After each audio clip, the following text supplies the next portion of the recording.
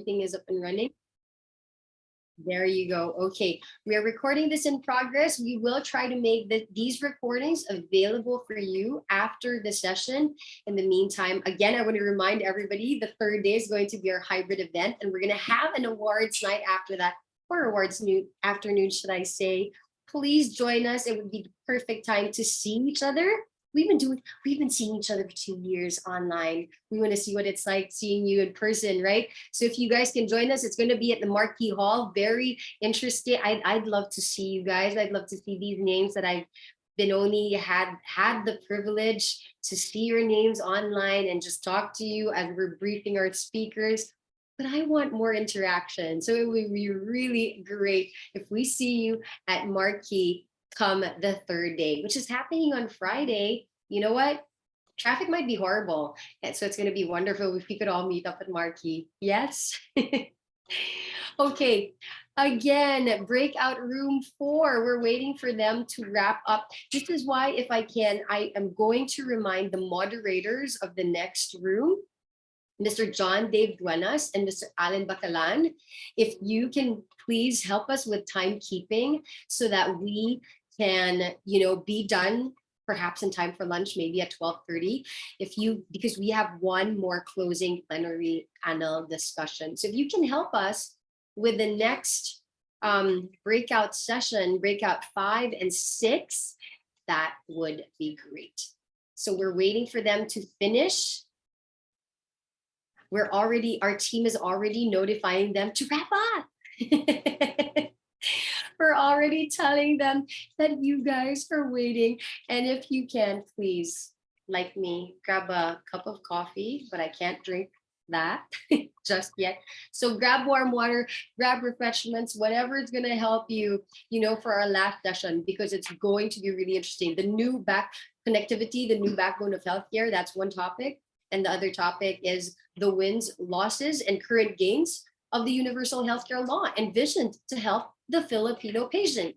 So I know that's going to help a lot of us. And so, okay, breakout room 4, we're pressuring them.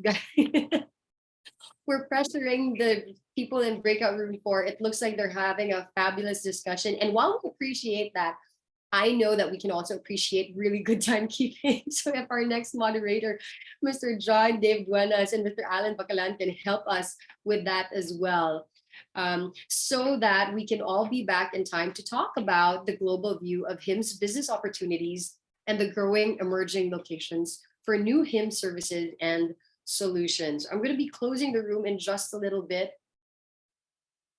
for them. Okay, 1 minute wrap up. So I can close all rooms already. No, not yet. I'm getting a no signal from my team. In the meantime, for those of you who are just getting back, again, this is that perfect time to grab a refreshment or go to the loo, or again, order from Food Panda what you're going to have for lunch, because it looks like we're extending a little bit. So let's have lunch together. What do you say? Can I get a yes, yes? Okay. So there you go. So please, once again, we want to remind everybody that this is going to be 3 days, okay? 3 days, and we're on our first. The first 2 days are going to be half days, just like today. And then the third day, it's going to be a full day event from 8 a.m. to around 8 p.m. maybe. And okay, so there you have it. We have, if you have some suggestions, please feel free to comment them on the comment section below. You can send it to me privately if you want, and I can make sure we can send that to our team, and then we could discuss this as well. That'd be great. How we can improve, or what topics you'd like to have later on, or next time, or even next year. I'd appreciate you letting us know. That way we can take note of it and share it with the entire team of HIMAP, who's worked really, really extremely hard for the last couple of months to make sure we get this happening for you. Again, we want to thank our sponsors who made this possible this morning, especially the HIMAP team and DICT for making this possible. Later on, for the closing plenary, we're going to have Julie Atendido join us again, and Prashay Kala. We've had them as our first plenary speakers They're going to be your panelists for our closing discussion later on as we talk about the global view of HIMS business opportunities and the growing emerging locations for new HIMS and services and solutions. So there you go. Thank you so much for spending time with us. If you want, you can actually send messages to other people as well in this chat. All right, they are done. I will close all the rooms. That way they will have a minute before. Okay, they have a minute to have, so we can have everybody back here in the plenary room. Again, we are reminding the next panel, we have 40 minutes in the next panel. So what happens here, guys, just so everybody knows, it's a 40-minute session between the panelists and the moderators. Whether there's time for Q&A, the moderators get to decide that within the time frame that it's happening. If there's no time for Q&A, then we go ahead and forgo that. If there is, then our moderators can decide whether that's something they can still accommodate. If we can have perhaps the speaking points, maybe we can have that at 20 minutes for moderators. That way we have time for Q&A. If we don't, if the topics are really juicy or really interesting, we can go ahead and keep going, but please make sure that we can have it done in around 40 minutes. You keep it at 30 because of timekeeping. Today, that would be even better. That way, for the closing plenary panel discussions, we'll have more time before we all head off for our lunch. Okay, so we are going to be changing the room names already, just so you know that that's where you're going. Okay, give me a little bit of time here. We're almost done. And again, it's been really interesting this morning. Number 5 is the connectivity, the new backbone. Okay, hold on, of healthcare. And of course, in room 6, we're going to talk about the wins, losses, and current gains.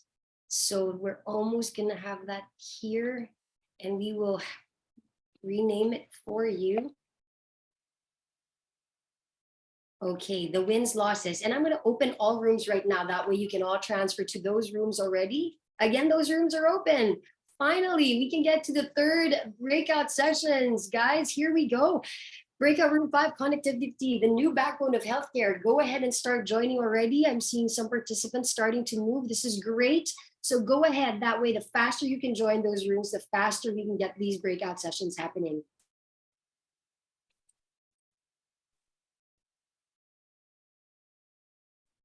Okay, excellent, guys. You're doing excellent job. We can see already that you are transferring rooms.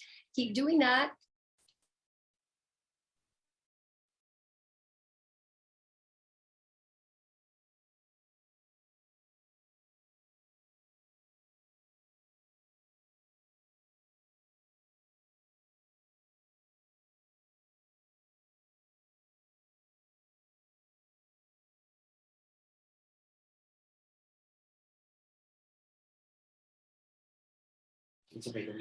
Okay, guys, you're seeing number 3 as adopting cloud, but just to let you know, that's where connectivity, the new backbone of healthcare, is going to be. Okay, for some reason, it didn't copy, but that's okay.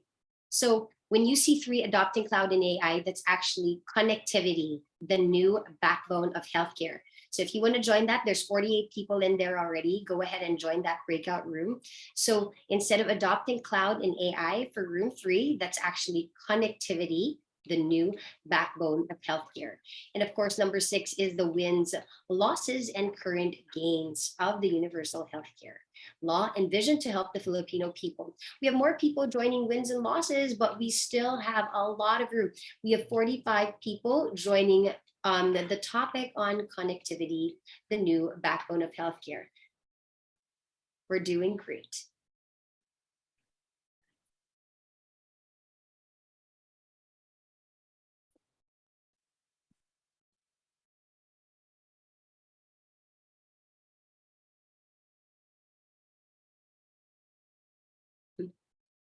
Okay, we only have 2 people left. Oh, 3 rather.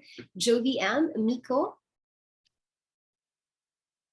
And Lorenzo, Pia Lorenzo, if you can go ahead and join the breakout room sessions already, that'd be great. Also, Mr. Jerry Constantino, if you can go ahead and join the breakout sessions. Instead of adopting cloud and AI, that's connectivity, the new backbone of healthcare.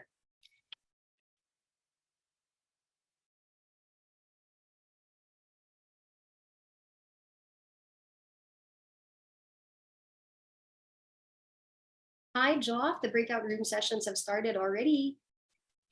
You can choose to join breakout room 5, connectivity, the new backbone of healthcare, or 6, the wins, losses, and current gains of the universal healthcare law and vision to help the Filipino people. And everybody's in.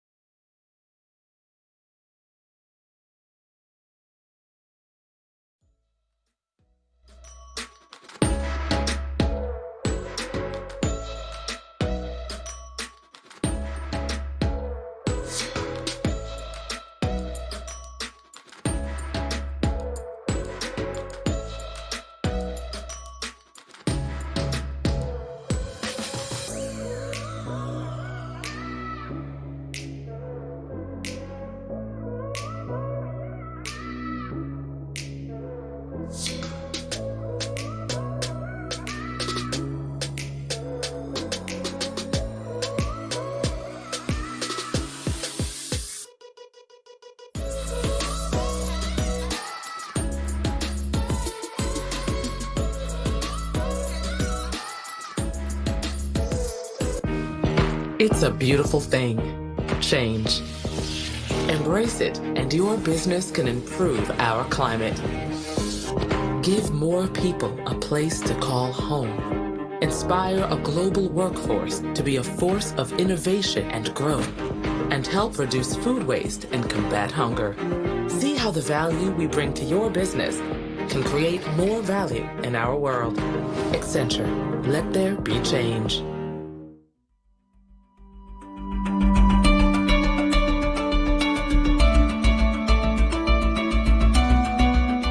Accenture helps the real me to absolutely shine.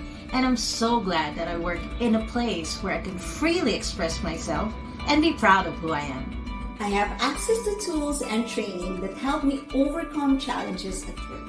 I am excited to have opportunities to showcase my talents and skills every day.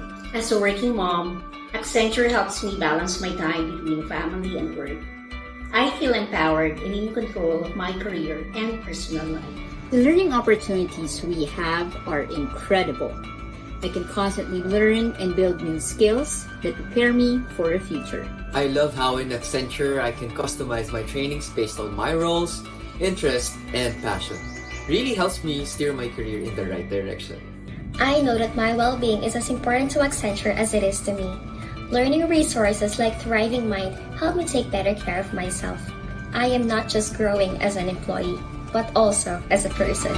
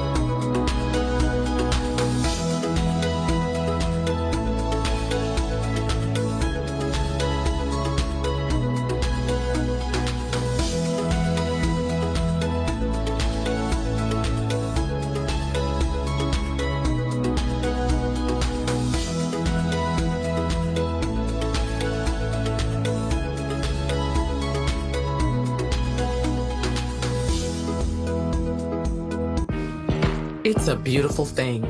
Change. Embrace it, and your business can improve our climate. Give more people a place to call home. Inspire a global workforce to be a force of innovation and growth, and help reduce food waste and combat hunger. See how the value we bring to your business can create more value in our world. Accenture, let there be change.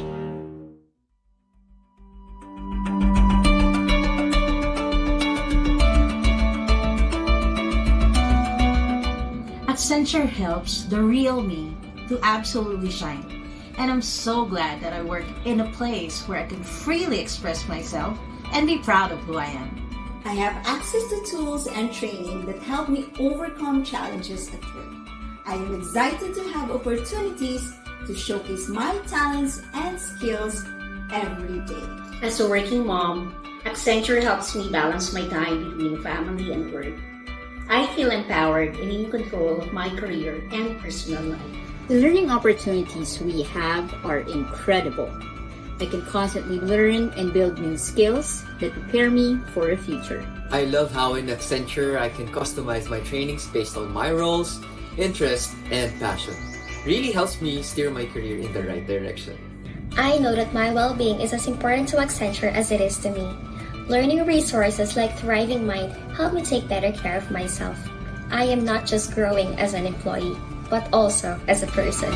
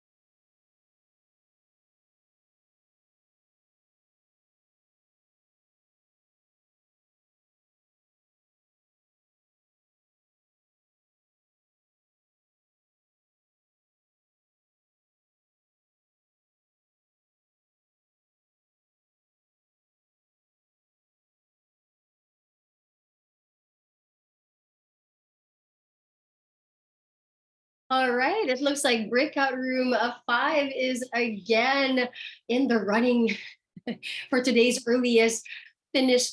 They finished early, right? Breakout room 1, because we have them here already in the plenary hall with us. So welcome back, you guys.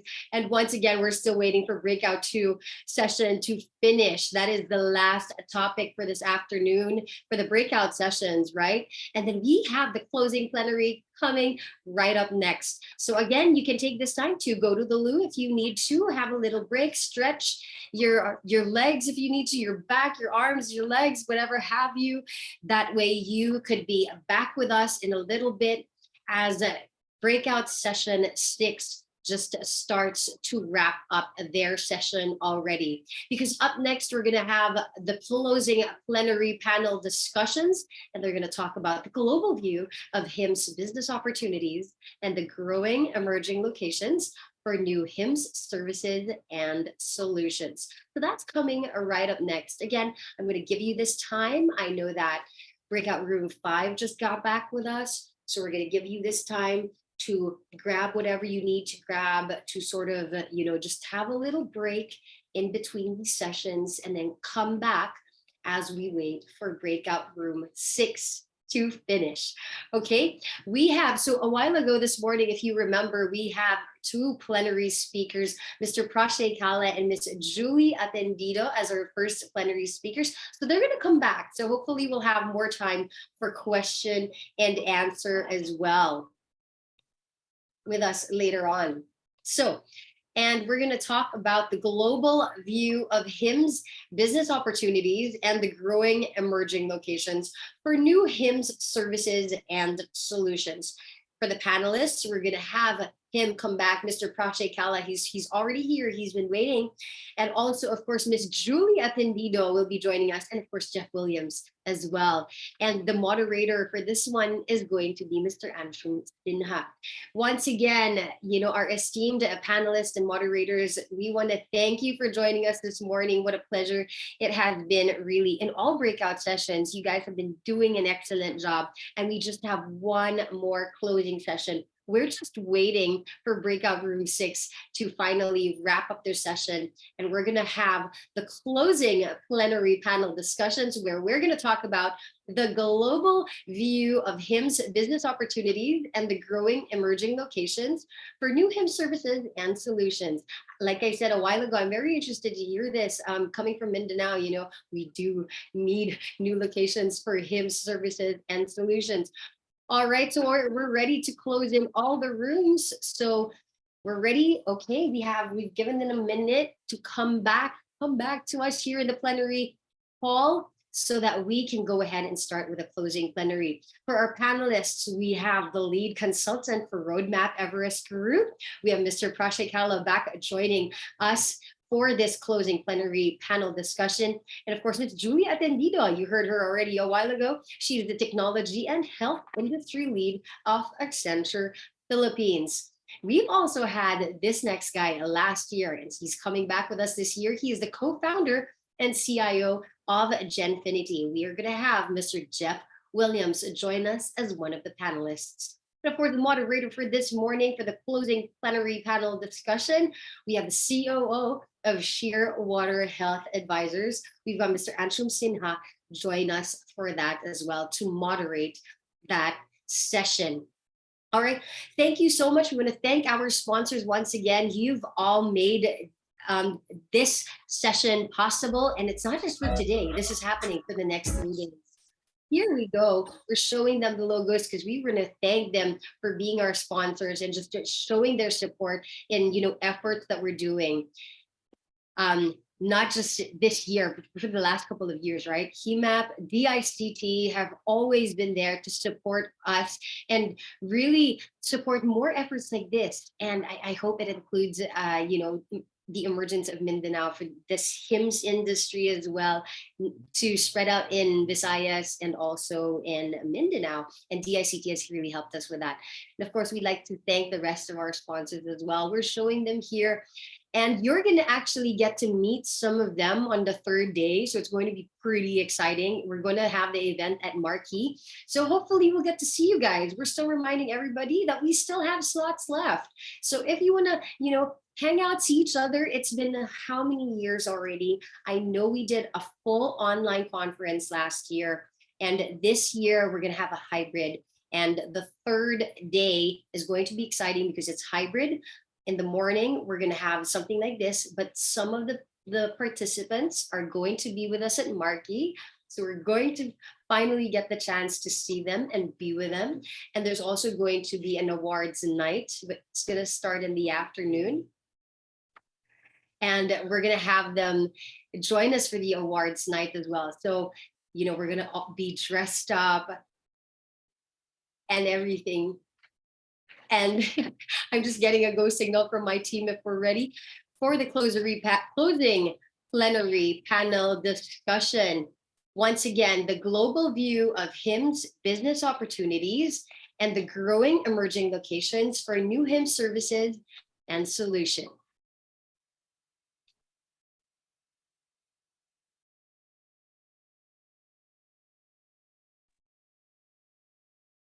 Good morning and welcome to the closing panel of the day. Good to see you, Jeff, Prashray, and Julie. Great presentations, very thought-provoking presentations from both of you earlier today. So we'll build a bit more on that and talk a bit more about that. But the topic that we are addressing today, obviously, as Shayla mentioned, is the business opportunities that we have from the HIMS industry and the new locations that are coming up. So let me start with somebody who's been the pioneer of this industry for the last 2 decades, Jeff Williams. Jeff, you've moved into different roles. First of all, as I said, you were the pioneer in the industry. Now you're supporting GICs in terms of entering the market. What sort of a demand that you're seeing in terms of the different companies that are looking at Philippines for their service delivery location? I'm not trying to clarify that. What are they looking to do when they come here? Is that the question? What kind of demand are you seeing from the GICs that are interested in coming to Philippines? The demand is high. I mean, actually, we're keeping quite busy. We've incorporated quite a few companies now already, and then the companies are getting bigger that are coming in. The services themselves haven't changed, right? I mean, our strengths and what we play to is what people are doing here. The strong clinical capabilities that come from the Philippines, you can see the smile in their voice kind of aspect from a customer service aspect, the inherent need to, feeling to care and take care of people. These are all the strong suits that bring the people here. I think is a big differentiator for us. Again, we've been doing it for 20 years and we truly are the experts when it comes to it. We have clients who come to us and they have their ideas, but typically the more we speak with them, the more they see that they didn't even have a hint of what the possibilities were. And that's where the really exciting part comes into it, to see how much more can be done here from the Philippines. And that'll be my mantra all along, is I think we need to change our marketing message and change it from the Philippines is here to, we've got clinical talent, how can we help you, to we are the experts, let us guide you into what you need to do and what you should be doing. Thank you. Now, Prashray, earlier today when you were presenting, you talked about some of the capabilities that we already have as the Philippines HIMS industry and some of the new opportunities. Now, when we look at the last 7 to 10 years, it was primarily around care management and RCM, right? That were the conventional outsourcing opportunities for the industry in Philippines. What additional are you seeing in terms of globally where the new interest is and what we can see as an opportunity for us here? Sure. Now, Anshum, I believe that some of the traditional work that still has a lot of potential for growth. So even though while we may focus on newer segments, I think the traditional segments will still continue to drive a lot of growth, right? But within each category, I think there are multiple areas where we are seeing growth, right? For example, if you see payers, I think care management, definitely we see growth. Claims management, we see growth. Member management, network management, I think all areas, I think the kind of growth which we are seeing though, we are seeing more usage of AI, analytics, and more tech-enabled work as well, right? On the other hand, for providers as well, compliance, network management, a lot of these other areas are definitely seeing a lot of growth. I wanted to call out one other segment which we generally do not focus on, which is more the life sciences and medical devices segment, other than your typical payers and providers. I think that's one segment where the level of offshoring is currently quite low compared to the payer and provider industry. So that definitely is one segment which we believe will hold high value growth for Philippines if it can tap into that growth. Hey, Angela, I'm sorry if I could just interject there real quick. When I said earlier, the services haven't changed much. I think maybe I've got a different view from all of my years with HIMAP. All the things you just mentioned, I've already been being done here to some degree. So to me, it's like it's the same things. It's the way I look at it. Although to a lot of people, they seem new. But life sciences work has been being done here. Clinical, clinical trial support, adverse event reporting, those type of things, compliance. We've had compliance departments and true compliance, standalone compliance support. And change management is the default function of any BPO process. So every client you get in, there's a change management process to get them to understand how they do the work they're not doing offshore. So just want to kind of emphasize that what I'm saying is we're experts. We've been doing this stuff for so long already. And I think that's where the marketing message needs to change. These aren't new things. These are things we already know how to do and have experience in. Sure. And if I may add, Jeff, Anshu, I think also the point that within each services, right? For example, even within payer, if you talk about member experience, I think more personalization now that we are seeing through AI analytics. Same goes for home-based care, and I talked about that earlier, right? I mean, basics remain the same. It's more virtual care. But again, I think the nature of services there is changing as well. So I think traditional segments, but the way in which services are being delivered and customer and buyer expectations, that's changing. Yeah, I agree. There is a shift in terms of what we're looking for in terms of how we deliver the service, right? It's the same from industry or functionality standpoint, but how we execute it from our end, it's shifting already. And there's a lot of technologies that are being embedded as part of it. Great. So Julie, build on that, please, if you can. So how's the customer expectation evolving? Now, we saw your presentation earlier today. There is a lot of evolution happening from a technology perspective. I think we all agree that as a capability, Philippines always had that on the table.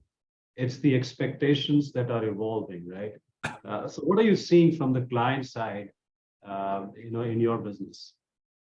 In my experience, the patients are expecting more empathy, right? So while we have technology and advances in the industry, whenever we talk to our clients and we talk to the patients, they're really looking at, are you more empathic towards my case?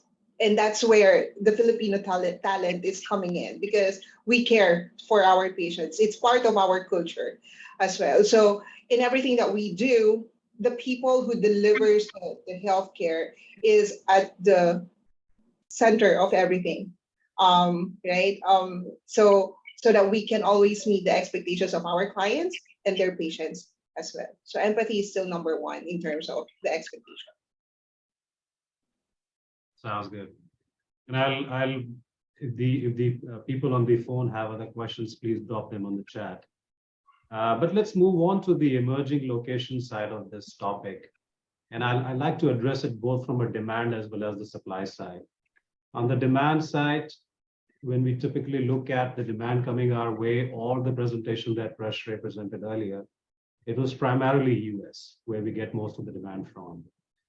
But and this is open to all three of you, and I'll probably start with Jeff. Are you seeing the demand pattern changing in terms of it's now not just US? Obviously, US will continue to be the largest geography, but are you seeing demand coming from other parts of the world as well? Well, and I'm going to go back to not as much as we'd like. I think that's our own fault. When the industry started, we did a lot of work, road shows and going out to different countries and really proselytizing what the Philippines has to offer. I don't see that happening nearly as much, in these other countries. To be frank, I think we've gotten a bit complacent with the low-hanging fruit that is the US. And certainly, I mean, from the talks we heard earlier today, I mean, with the whole DTI group, they were from Paris, France, Switzerland, Germany, every one of those countries has a lot similar problems of what we're addressing for U.S. companies, but I don't think Philippines is on the radar. So, I think we got to kind of band together and work, to get a better, stronger marketing message back again and start saying that, here's what we are. And I'll kind of quote Steve Jobs on this: people don't know what they want until you show it to them, right? And I don't think people look to the Philippines as an answer because they just aren't quite simply aware of it. And I think we take more of the consultative approach and come in and tell them, we've been doing this, we're experts, we can make it better for you. And it's true, right? Great. Julie, how about you? What are you seeing there? We're seeing a lot of work, well, a lot of, I would say, inquiries if there's something that we can do from the Philippines, primarily from within Asia. Singapore is one of the biggest country looking to expand the work offshore. Australia and New Zealand as well. Most of the hospitals are expanding their work offshore. So I would agree with Jeff. We have to showcase what we can do from the Philippines to them and how we can adapt to their policies, because each country has their own policy in terms of healthcare access, data access, and all of that. South Africa is also an example where they're looking to move more of the work to offshore. Again, the question is how ready are we in terms of providing the services to those countries? Got it. Rashmi? Sure. I think US and Australia, New Zealand will still remain the primary geographies. To crack into Europe, especially with different healthcare systems, I think it'll need a bit of retraining from a talent aspect as well. So there are many services, especially if you see, just to take an example, let's say clinical trials, right, which are more easily replicable across geographies without one worrying about different healthcare systems. So there will be some aspects which Philippines-based companies will find it easier to replicate into other markets, and then there'll be other aspects which will be difficult. But that being said, there is definite a very high headroom of growth even in the existing focus areas. So that should continue to drive the sustenance of the industry while industry chooses to explore which other geography can be tapped into. If I could also add to that, we can capitalize on the OFW model. There are Filipinos all around the world and especially nurses. So you make very valid points into these aspects of different cultures as far as different aspects of approaches to healthcare. But we've got Filipino nurses in most countries that are there and living it and doing it. So can we lure them back and help them be our guides to how do we, properly approach these markets?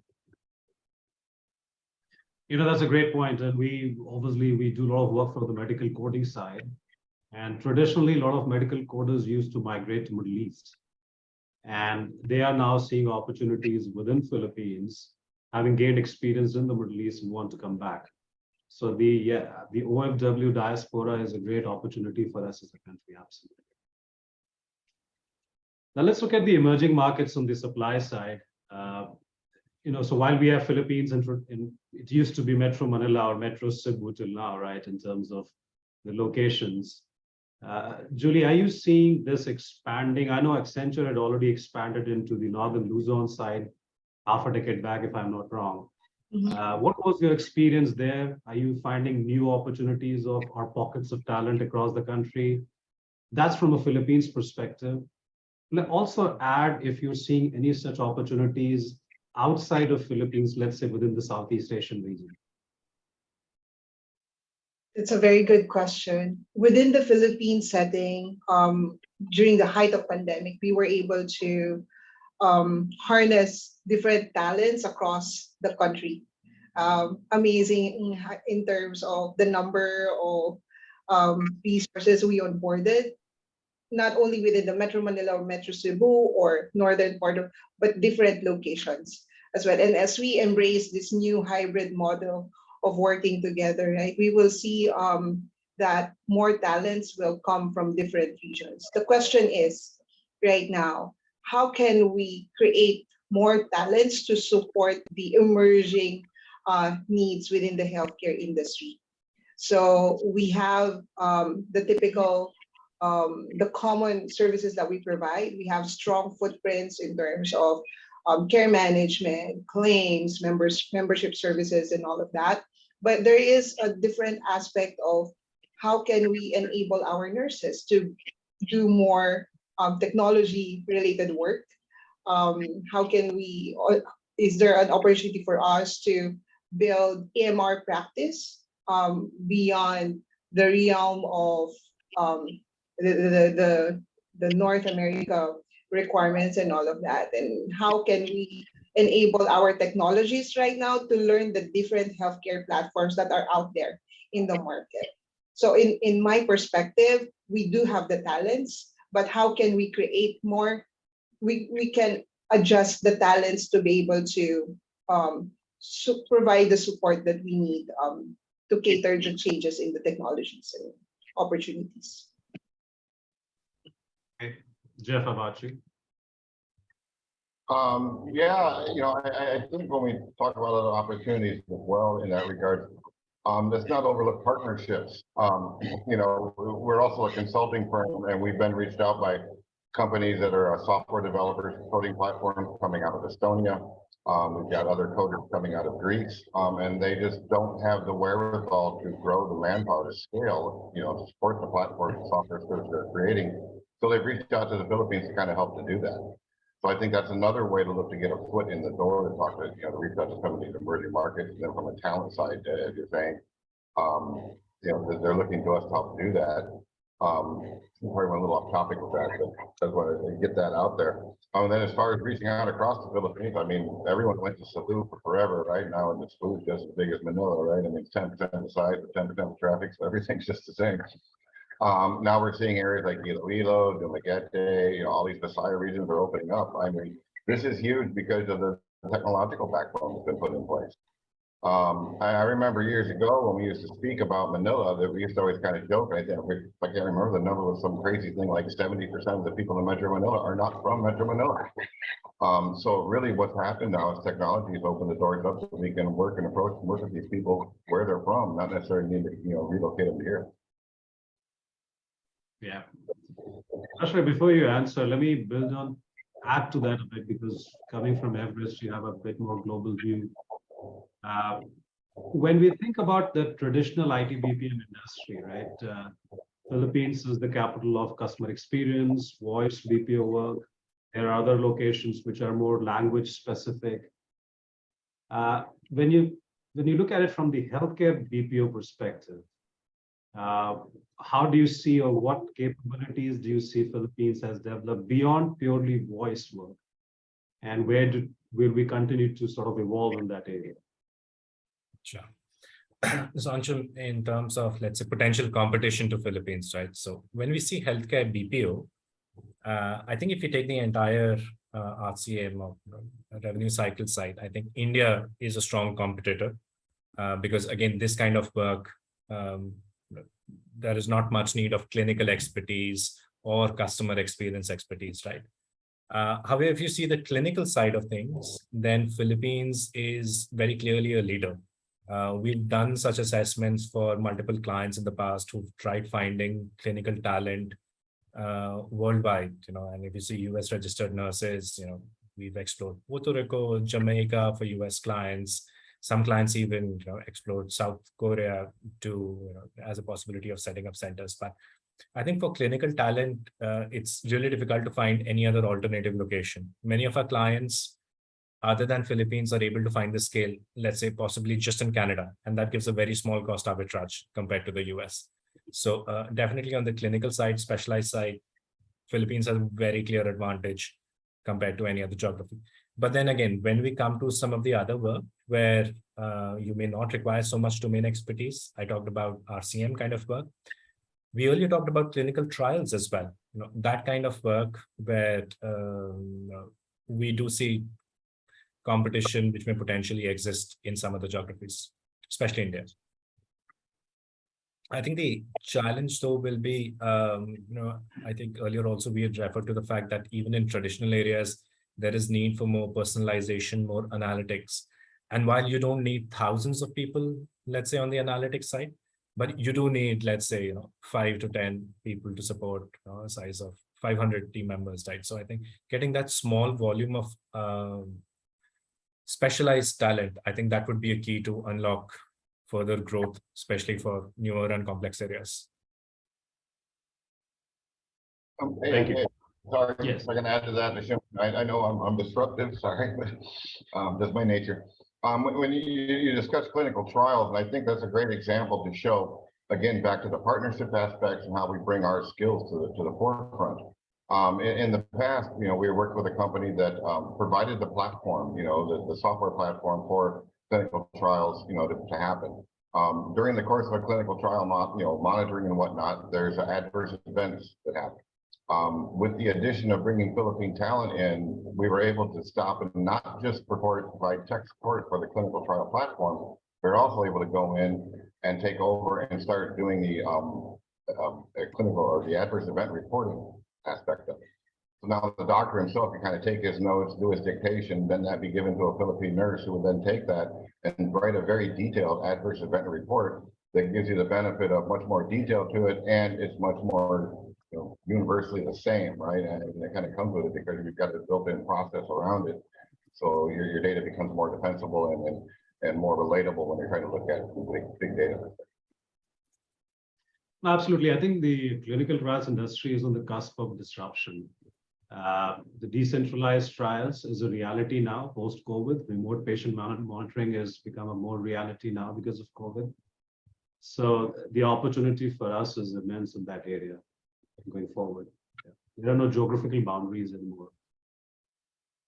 Okay, so we talked about the market drivers. We talked about emerging locations, both from international as well as Philippines perspective. Let's look at some market restraints, which could become the sort of strategic priorities. And I'm sure Prashray has addressed in the roadmap that he's worked on. So if you can pick up top 3 priorities from a market restraints perspective, Prashray, and talk to us about that. I think the number one constraint is talent. And when we talk about talent, we can break this down into multiple areas, whether that's clinical talent, or again, we talk about, let's say, even digital talent, right? I think what we saw in 2021 and 2022 also is that the demand was much, much higher than the supply. It was really a question of which location can supply the talent to support the demand. Of course, Philippines did wonderfully well. I mean, the growth rates which we were seeing, headcount growing by more than 8%, revenue growing by 9 to 10%. I think that was phenomenal growth rate, but there was scope to do a lot more. It was just a question that companies could not find enough talent. And I think that remains a bottleneck for the coming few years as well, because talent takes some time to grow right now. Even if you introduce new degree courses, expand into new colleges, setting them up for the batches to graduate from that, that's a multi-year journey. So impact of specialized talent comes in a longer period of time. So that's one point. In the meanwhile, though, micro-credentialing or small short-term courses is something which can plug the talent gap in the meanwhile.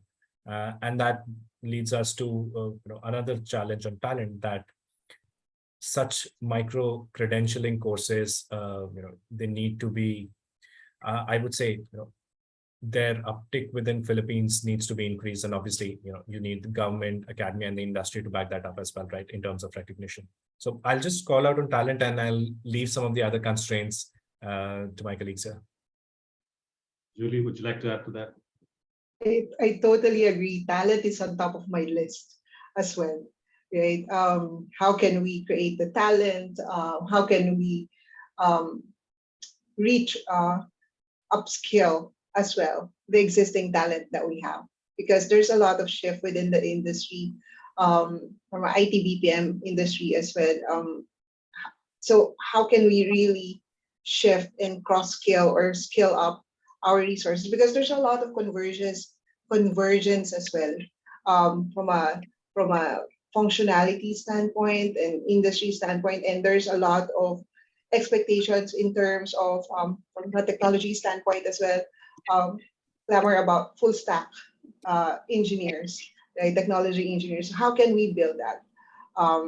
And on top of the great resignation that we are still experiencing right now. So we have smaller pool of talent for the healthcare industry. How can we harness talents from the other industries so that they can also support the work that we are doing here in the healthcare industry?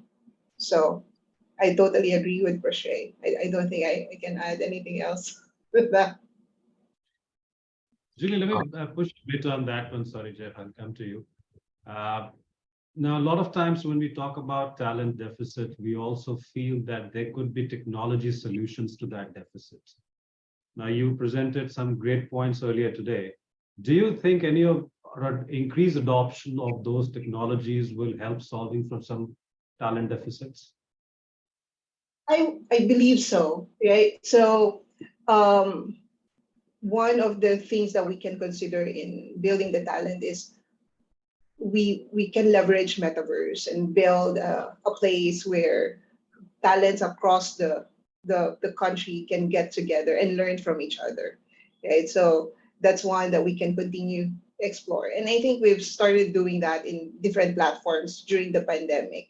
And we've started doing that. How can we enhance that further to have more personalized experience to the resources that we have in different locations? That would be the question. That would be our next step, because it's more than having it in a Zoom call or via Teams or a different platform.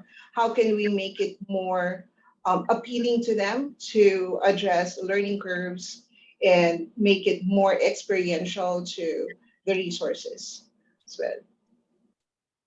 Thank you. Jeff? Yeah, I just wanted to add on that. First, I agree 100% with Julie. You know, a big issue we have too is let's talk about the brain drain. You know, well, I think we're in this section. You know, we're losing our nurses because of, you know, they're needed in other countries. We spend a lot of time and effort and kind of get them right where we want them. Then they tell us their visa came through and off they go. So, you know, what do we do to keep them engaged, keep them here? And I think the automation aspect or technology aspect you're talking about can go a long way towards that. If we can take the menial, mundane parts of the job away and focus them more on the higher value skill needs, that'll keep the job more engaging, more exciting for them. Obviously, they equate to higher pay because it's a higher billable service. So it all kind of goes hand in hand to kind of keep that all working together. So definitely technology is a key piece to us. And it's also key for us in the learning aspect. And one last thing, Shay, you had mentioned micro-credentialing. You know, in the BPO world, we always have something we call micro-learnings, which are very, very similar, I mean, on a much more micro scale. But I mean, typically when you've got a person on the floor and they're, through your QA records, you're finding issues, you would have a very short, you know, 30-second, maybe 1 minute top micro-learning that focuses on one very specific area. And I think your micro-credentialing is that same model, maybe, you know, bigger, expanded a bit, but I mean, that same idea. So once again, something we've got experience in, and I'm just going to keep hammering this in. We're so experienced. We've been doing it for 20 years. We got to quit, you know, acting like, you know, gee, we're trying to figure it out and start becoming more of we're authorities on this, and we can, you know, show people how to do it and why we're the place to come. Yeah, thank you. Well, I don't see any questions in the chat group, so we can bring this to a close. I think great discussions. You know, in terms of, I think we all agree that it's not the question of demand or proving our capabilities anymore. It's about providing more infrastructure, talent supply, technologies to be able to satisfy that demand. I think that we are at that position right now. So 10 years back, Philippines was a proof of concept. It's not that anymore. There is a huge opportunity to meet the roadmap targets that have been put in place.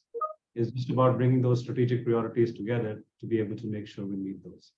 So thank you so much for your time, Jeff, Julie, Prashray. Back to you, Shayla. Thank you, everyone. Interesting and engaging topic indeed. Somebody has been with us this whole time. We'll call her to share with us the synthesis and closing remarks of what's been going on this entire morning. Before we go ahead and do that, I'm just going to put something in the chat as well. This is our survey. Please let us know, you know, how we're doing, how are you enjoying this platform, things like that. which you can do as you listen to our next speaker, who will again share the synthesis and closing remarks for today. She is the trustee and the assistant treasurer of HIMAP, Miss Lara Cuesta. Hello, good afternoon. And thank you everyone for sharing your morning with us and staying on as we ran a bit over time. So it seems that 40 minutes per session just flew by when a topic is great. So I won't keep you long. Let's not go into a synthesis. We started the day at 7:30 with participants logging in and the number building up. So some of you might have missed the earlier sessions, or you might want to go back and see all of them. They have all been recorded and will be made available to you on our website and FB page. Let me quickly recap instead so you can find all of these sessions later. We kicked off the conference with plenary sessions, with the first one being on the HIMSS roadmap for 2028, the 6-year industry journey, and also the evolving requirements and rising global demands for healthcare IT solutions and services. Both were great sneak peeks into the succeeding breakout sessions, with breakout 1 pivoting to Asia and Australia, and breakout 2 pivoting to Europe, on exploring new locations for the Philippines HIMSS services. The next 4 sessions took us on a journey through and presented possibilities in technology. Breakout 3 on adopting cloud in AI and machine learning. Breakout 4 on understanding smart hospitals and a fully connected hospital vision. Breakout 5, connectivity as the new backbone of healthcare. And the last one, breakout 6, the wins, losses, and current gains of the universal healthcare law. So we have so much more in store for you tomorrow. Let's start the day with a look at what the industry is facing as we return to normal, or what the new and very different versions of it are going to look like. The opening plenary is on achieving operational efficiency under the current workplace challenges in HIMSS business, with further discussions on increasing operational challenges, as well as talent gap in a post-pandemic environment. Other topics you might find interesting are utilization and the rising cost of RCM and automation in RCM. Or how about drug safety and the rising demand for clinical research and navigating the system of clinical trials in the Philippines? So that's tomorrow for day 2. Remember to sign up for day 3 with more great topics and our first ever HIMAP Awards night. Once again, thank you all for joining us today, and we look forward to seeing you tomorrow. Thank you so much. Thank Thank you, everyone. Yes, thank you, everyone. So there you have it. Thank you so much, Miss Lara Cuesta. Just one last request before we say goodbye. If you could all please turn on your cameras. Our team would like to just take a group photo op, just to see, who joined us this morning. There you go. We're seeing people turn on their cameras. You can do the same tomorrow, especially, before we start. It's really nice to just see each other's faces. There you go. Okay, we see people turning on their cameras. So if we're ready, okay, there you go, looking good, everybody. So tomorrow we encourage you to do the same. Turn on your camera, say hello, like you can shout out and call out the people you haven't seen in a while. All right, we have 4 pages happening right now. The first page happening now. A big smile, everybody. 1, 2, 3. Okay, another one. And 1, 2, 3, smile. Okay, we've got 3 more pages. Page 2, here we go. Smile, everybody, on page 2. 1, 2, 3. There you have it. And one more just for safety. Looking good, guys. 1, 2, 3. Okay, page 3. Here we go. Picture 1, 2, 3. Go. Okay, and the last page for now. 1, 2, 3. There you have it. Thank you so much, everybody. We'll see you tomorrow. Bright and early. You can turn on your mic, say hello, whoever you want to say hello to as well. Thank you, Dave. Thank you very much. Hey, Miss Julie. Thank you, Lara. Thank you, everyone. Thank you. Thank you to all our speakers. Thank you, Hakbang. Thank you, Cherry and Kathy. Thanks, Miss Gail. Thanks to our board of See you again trustees. tomorrow. See you Thank you. again. Bye. Bye.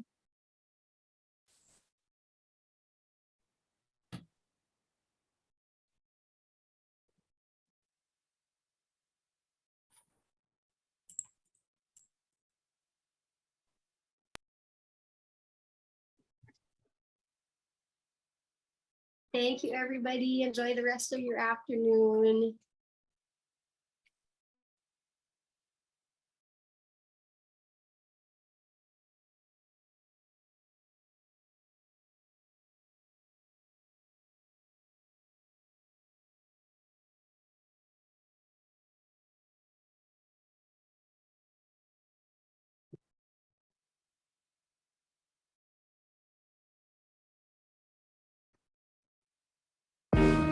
It's a beautiful thing. Change. Embrace it, and your business can improve our climate. Give more people a place to call home. Inspire a global workforce to be a force of innovation and growth, and help reduce food waste and combat hunger. See how the value we bring to your business can create more value in our world. Accenture, let there be change.